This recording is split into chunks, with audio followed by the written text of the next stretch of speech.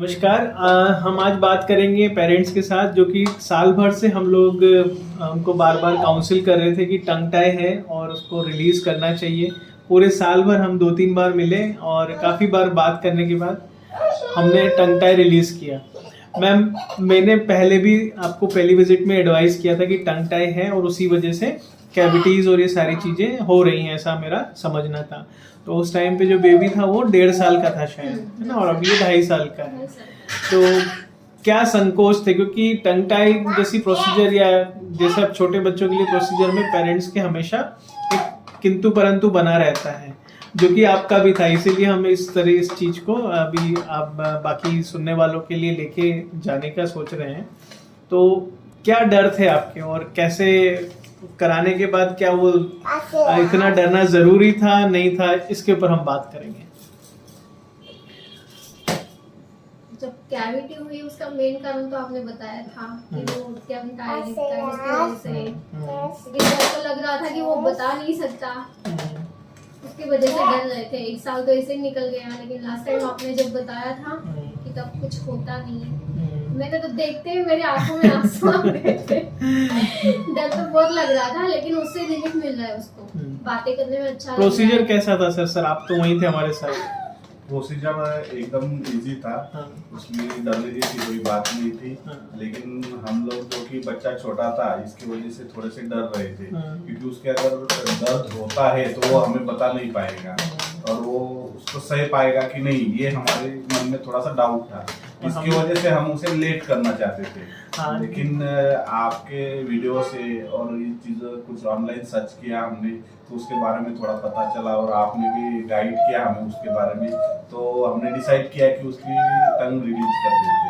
तो उसकी वजह से उसे आसानी होगी, बात करने में भी आसानी होगी, मुंह में मूवमेंट में भी आसानी होगी, खाने में भी आसानी होती है। तो थोड़ी सी टेस्ट में भी हो सकता है कि उसे फर्क पड़ा हो, बिल्कुल टेस्ट में भी फर्क पड़ा हो। तो इसलिए क्या क्या बदलाव देखे आपने? अभी 2-4-5-6 दिन हुए शायद प्रोसीजर। वो खुद जाके देखता है मिरर में टंग कितनी बाहर आती है, कितनी नहीं आती है। अभी तक वो टंग बाहर निकालता नहीं था। एक्चुअली हम लोग अगर उसे टंग दिखाते थे इसे बाहर निकालते समय, तो उसकी टंग बाहर नहीं आती, तो निकालता नहीं था, तो उसे दिखती नहीं थी टंग बाहर, तो उसकी वजह से वो निकालता नहीं था। लेकिन इस बार उसने जब निकाल के देखी तो उसे भी उसकी खुशी हुई होगी, तो इसलिए वो हमेशा हमें आके दिखाता रहता है कि एक्सरसाइज प्रॉपरली आप करा रहे हैं, ये बहुत अच्छी बात है, क्योंकि देखते से ही फॉलोअप में मैंने देखा कि अच्छे से आप करवा रहे हैं। रीअटैचमेंट जैसी कोई चीज नहीं है।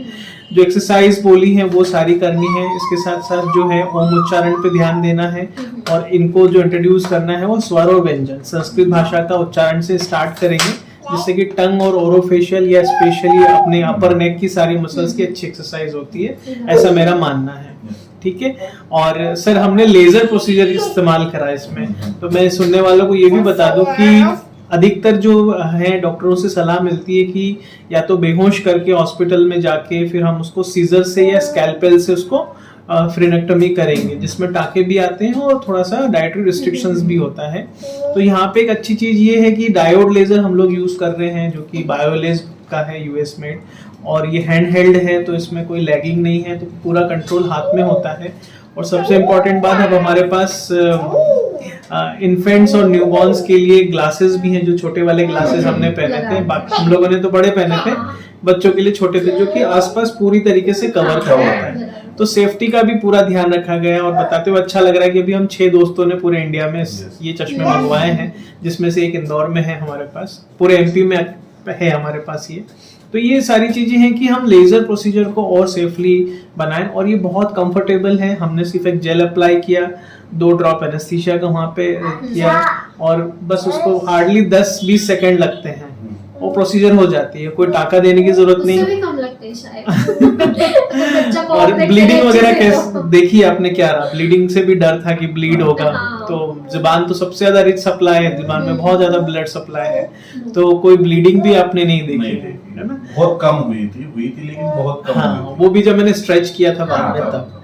तो इस तरीके से है और बहुत ही सिंपल प्रोसीजर है, और जो कि आप इतना संकोच कर रहे थे, एक तरीके से सीधा सीधा बोलो डर रहे थे, तो वैसी कोई जरूरत नहीं है। नहीं, ये एक्चुअली ये प्रोसेस बहुत इजी है और इसको भी करवानी होगी, तो उन्होंने बिंदास इस प्रोसेस को करनी और चाहिए। मेरा मानना है कि लेजर प्रोसीजर ज्यादा कंफर्टेबल है Comfortable। बच्चों के लिए, हीलिंग भी अच्छी, कोई दवाई कोई Easily हो जाता है एंटीबायोटिक, सब कुछ। कोई दवाई एंटीबायोटिक ना कोई टाके कटवाने आना है, कुछ भी नहीं करना है, तो बहुत सिंपल बेसिक प्रोसेस। कि अब बच्चा क्या है सभी जगह, क्योंकि अभी तक एक बच्चे ने टंग को इतने अच्छे से इस्तेमाल नहीं किया, 3 डायमेंशनली उसको चलाया नहीं, तो अभी हमें उसके साथ मेहनत करनी है। मायोफंक्शनल एक्सरसाइजेज जो बताई हैं, जो वीडियोस हैं हमारे, वो आपको देख के कॉपी करना है।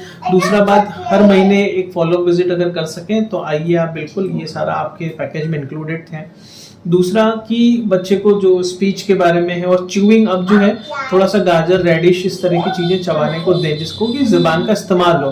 बताएं कि दोनों तरफ जुबान को ले जाए, राइट लेफ्ट, एक ही कौर को पूरे खाने को, जिसको बोलते हैं कि लेटरलाइजेशन नहीं हो पाता, क्योंकि एंटीरियर टंग का था इनका, तो लेटरलाइजेशन नहीं होता, मतलब राइट और लेफ्ट दांत के ऊपर ये खाना नहीं ले जा पाती जुबान। तो बच्चा क्या करता है, या तो घोटा पीसा खाता है जो सीधा सीधा पीछे की तरफ डाल सके, तो वो हैबिट को अब ब्रेक करना है और अब अच्छे से चबाने और खाने की आपको आदत डालनी है, क्योंकि हम लेट हैं। आइडियली ये प्रोसीजर जन्म के 2 से 3 दिन में फिनिश हो जानी चाहिए, है ना। तो जो कि न्यूबॉर्न ओरल स्क्रीनिंग का जो एम्फेसिस हम दे रहे हैं, जिसमें कि हम नवजात बच्चों को एग्जामिन करने की बात कह रहे हैं, तो वहाँ इस बात का मजा है कि इन सब चीजों को हम उन शुरुआती दिनों में देख सकते हैं और उसको इजीली, और बच्चों में करना तो और इजी है, वहाँ तो इंजेक्शन की भी जरूरत नहीं है, और 10 सेकंड लग रहे हैं तो वहाँ 2 सेकंड में ही काम हो जाता है, क्योंकि टिश्यू बड़े सॉफ्ट होते हैं और फटाफट वो काम हो जाता है। तो ये मेरी अपेक्षा है कि जिन बच्चों को भी हम लोग एडवाइस करते हैं, हम काफी पेरेंट्स को एडवाइस करते हैं, जैसा कि आपको भी करते आ रहे थे, लेकिन कई बार कुछ इस तरह से संकोच या डर या कहेंगे कि सवाल अधूरे रह जाते हैं, तो मेरी अपेक्षा यही है कि पेरेंट्स को चाहिए कि वो उसके बारे में नॉलेज बढ़ाए और देखें कि क्या वो बच्चे को अपने फायदे दे सकता है, तो वो प्रोसीजर को जरूर लें, डॉक्टर की सलाह माने, बस यही अपेक्षा है। तो मैम बहुत बहुत धन्यवाद कि हम ये सेकंड वीडियो आपके साथ है हमारा, और इससे काफी लोगों को डिसीजन मेकिंग में आसानी होगी, ऐसी ये मेरी अपेक्षा है, और हमारे बच्चों को टंग के फंक्शंस पे भी और अच्छे से काम हम करा पाए, उनके बोलने, चालने और चबाने की जो हैबिट को वापस अच्छे से रिस्टोर कर पाए, ऐसी हमारी अपेक्षा है, और ऐसे ही हम उद्देश्य के साथ पीडियाट्रिक डेंटल क्लिनिक्स पे काम कर रहे हैं। Thank you sir. Thank you.